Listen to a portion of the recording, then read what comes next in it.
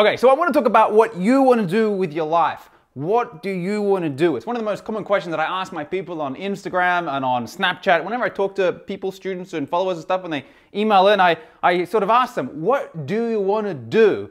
Let me tell you what a lot of them say. They say, well, let me tell you what I want to do. I want to sit at home all day. I want to sit in my pajamas. I want to have the money sort of falling out of the roof kind of thing and coming out of the sky. They want to have financial independence. They want a millionaire. They want the Lamborghini. They want the Ferrari.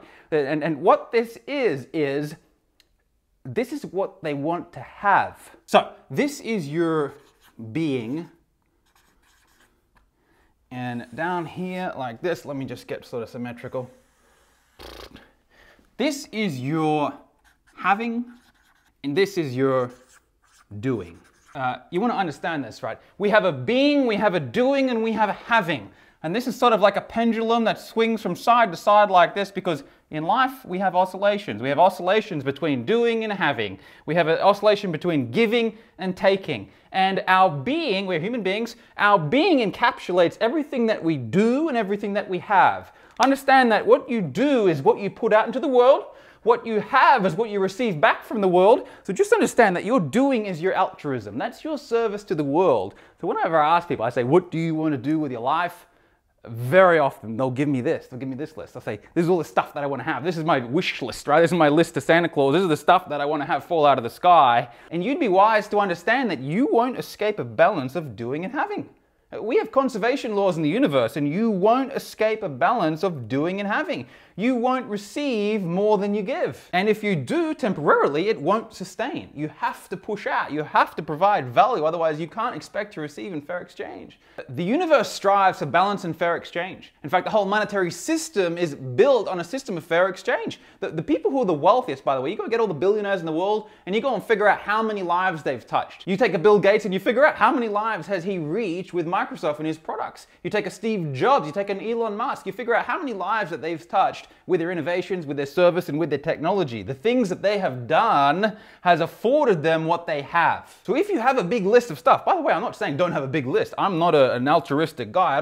I'm not promoting give, and do everything for other people. I promote fair exchange. So let me just say, if you have a big list of stuff that you want, fantastic. Use that as fuel. But what I would say is make sure that this list is balanced with this list. Don't have a massive big list of things that you want to fall out of the sky and not expect that you're going to actually have to do something for it. You have to be altruistic. You have to be narcissistic. Understand that the masters in life have a balance of the two. They're highly altruistic and they give and they provide more value than any other motherfucker. But they're also narcissistic and they say, you know what, I'm willing to charge for this because I know that I'm helping people, I'm serving them, I'm giving them a product or a service or my creativity, or I'm entertaining them. I'm going to charge for that. So you want to have a balance of altruism and narcissism, and if you can build them both up, you will become great. You will expand your awareness, you'll expand your circle of influence, you'll become something of yourself. Remember, this is your doing, this is your having, that's your becoming. But you're not going to do that if you're purely narcissistic and you expect that the Ferrari is going to fall out of the sky. It's not going to happen, that's a fantasy. And if you're overly altruistic, because there's people who sway this side, by the way, as well, there's people who want to they have guilt and shame of the past. They think they've done something wrong. They think they owe the world something, or their parents, or their something.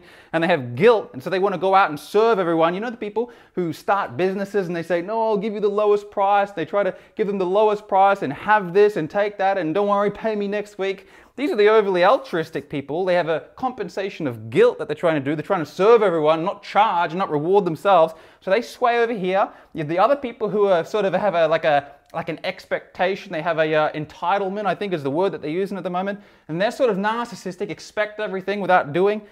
But the masters, the people who really get on, the people who leave grand legacies, the people who are becoming millionaires, people who are really becoming something of themselves, have a balance of altruism and narcissism. So you want to be overly altruistic, you want to be overly narcissistic, you want to have them in balance, you want to serve people better than anyone else is able to serve people. But you want to charge, you want to live big, you want to keep raising the standards and be narcissistic. And if you can do them both in balance, you'll build an empowered life. You'll grow wealth, you'll have a high standard of living, you'll be making a difference, and you'll have a rewarding career, a rewarding lucrative business, and you'll become something great. You'll probably leave a great legacy on planet Earth. My name is Lewis Mocker, and if you've enjoyed this video, if this was kind of new to you and you know some people maybe in your circle of influence who could benefit from this, maybe you have people who are really, really narcissistic and they're kind of not getting anywhere because they just sort of expect the shit to happen for doing nothing. Or maybe you have people in your life who are really altruistic and they just want to give their time and their money and their service, and they don't charge on fair exchange,